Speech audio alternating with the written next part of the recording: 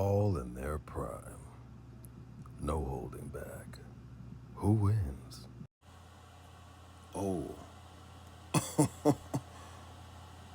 oh. Oh, we got some. Oh, we got some BS. We're starting off the battle with Ultron from What If. You remember what he did to Thanos? He corrupted Vision's body and did this. Fascinating. We got Silver Surfer. We already know how it's gonna go down, but he mad, so both Silver Surfer and Superman are susceptible to Ghost Rider. Also, is that the Spectre? Oh my goodness. Surtur. We got Odin and Dr. Manhattan. Oh. There's also Wanda Maximoff here with the Flash, Barry Allen. There's Thanos with multiple stones in his hand. I don't know how that's gonna work, but you know, I think that might be the most fraudulent Thanos we have ever seen in continuity. That's why it's What If. But I digress. Arishem the Judge, Captain Marvel, an infinite source of energy. And this brother Mark Grayson, I'll tell you right now, if you want to fight these brothers, you really gonna have to be. As scary as this list is, there are some characters that stand above the rest when it comes to power. Also, there's characters that stand above the rest when it comes to durability. Some of these characters cannot be killed. And when you're saying this character has all hands on deck, we have to understand some of these characters can wipe away continuities. So this battle is really going to end up being between 6 or 7 characters. Let's talk about who's going to die. The first 2 people to go, funnily enough, may be The Flash and my boy Mark Grayson. Terrible deaths wait for them in all directions. If The Flash goes anywhere towards these bottom 3, he is immediately done. The next 3 that are gonna die is Captain Marvel, I would say Ultron from What If, and let's say Surtur. We find out in the Loki TV show that the Infinity Stones don't matter where he at. What? Infinity Stones.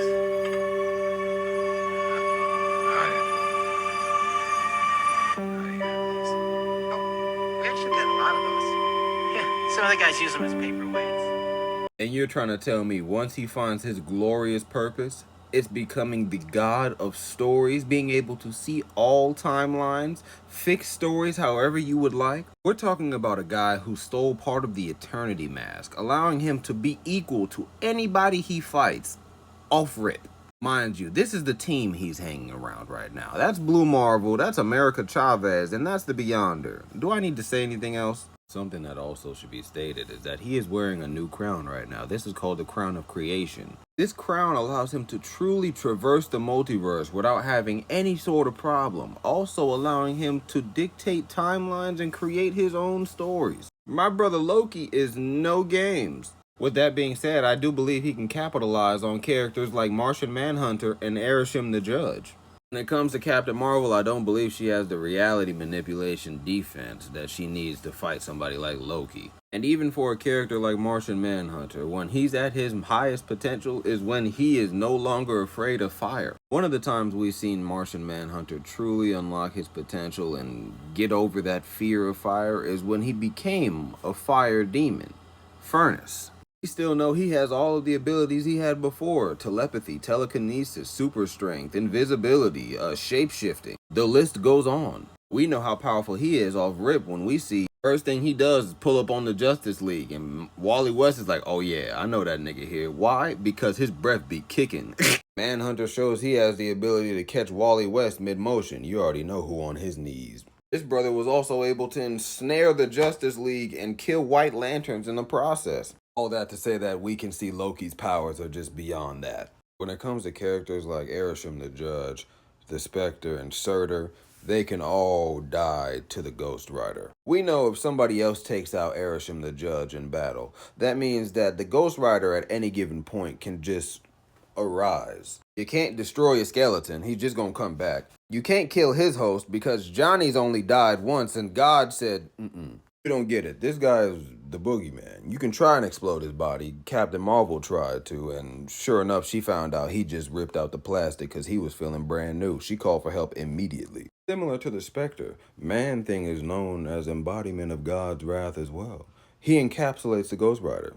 Get that shit off me. and an extended battle that I wish I got to see more of. Boy, oh boy. Once the Spectre is separated from his host, he is no longer capable of fighting. Every instance that I've seen, once the Spectre is separated from his host, the battle is over. The same thing goes for Surtur. If you knock that eternal flame off his head, it's up. This is where the hardest decision has to be made. A question that still bothers me to this day is who wins between Superman that's motivated and pissed off versus Thanos. Because if we're taking peak Thanos, in Death Notes, we find out this brother Thanos already won. He waiting at the end of the timeline, infinitely torturing everyone. But you know, if Superman is truly motivated, he can do things like this, where all of that stuff cannot matter if he's waiting for you at the end of the line too. And we know other characters on this list can kill both of them, like Wanda and Dr. Manhattan. But in Dr. Manhattan's case specifically, if he tried to kill Superman, we know it's kind of not in his character to do that. When it comes to Dr. Manhattan, we understand that he has the ability to warp all reality and stop everything if he wanted to. But when it comes to Superman, he answers all of the questions that he has about the universe. In Dr. Manhattan's eyes, Superman is the living, breathing heart of the universe. He is the fighting source of hope for this entire thing. Killing him just seems like it's out of his character. Can he do it? Yes. Will he? And if you're wondering why I haven't talked about Odin yet, because if you think Loki was busted, you must not know his pappy. Remember that crown of creation I was talking about that Loki got? That allowed him to become the god of stories? Yeah, he found out his pappy was even nastier. All this says here, for those who don't want to read, is that I am him, I have always been him, there will never be another me, and I am Himothy, the greatest Himothy of all Himothys. If you don't believe me, let me remind you again in old school color works.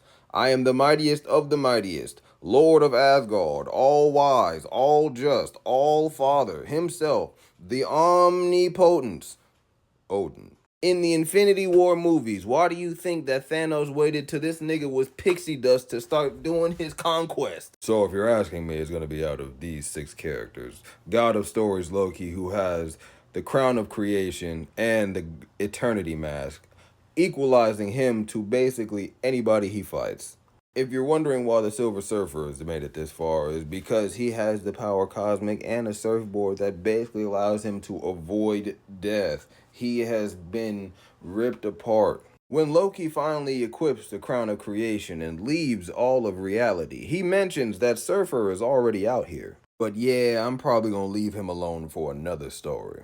We already know that Wanda Maximoff is a Nexus being, a pillar in the multiverse. That means throughout all of the multiverse, there is truly only one Scarlet Witch. We know how powerful she is when she Control-Alt-Deleted 98% of the mutant universe with no more mutants. We know that at the height of her power, she is supposed to be the one who either destroys or controls all of the multiverse. The Scarlet Witch is a Nexus being, one who equally belongs in all possible timelines, all realities, all divergences.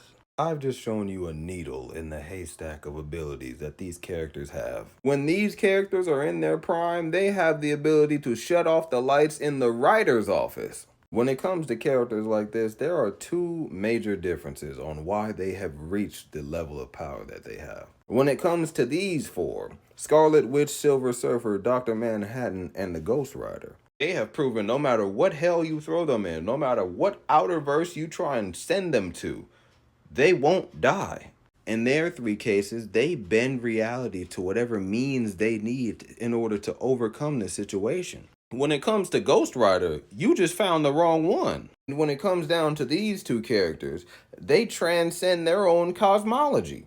When you run into 2 characters that have the ability to write you out of the story, you're in trouble. Not only that, they have an organized library full of every book that you've ever been in. Every concept you thought you were going to be in, it's all there. Like I said, when it comes to these 6, I cannot decide. But they all, at the peak of their power, have the ability to destroy each other for all the rest of time. With everything I've shown and I had to bet on one person, it'd probably be him. Not only at any given moment can he just arise every Ghost Rider in existence, I think everyone on that list is susceptible to his penance. Let me know what you think.